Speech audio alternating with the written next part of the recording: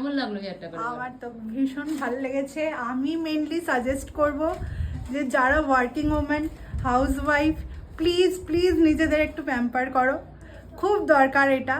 অন্তত অন্য কিছুর জন্য না হলেও মানসিক শান্তিটুকু যেন পাওয়া যায়। আর সত্যি এটা পাওয়াও যায়। মানে আমার একটা ছোট বাচ্চা আছে, আমি মানে এক্সহস্টেড থেকে জম্বিটাই ফিল করছিলাম আমি যখন এসছি। এখন আমি বাড়িতে যাচ্ছি, আমি আমার ফিল হচ্ছে আমি প্রিন্সেস।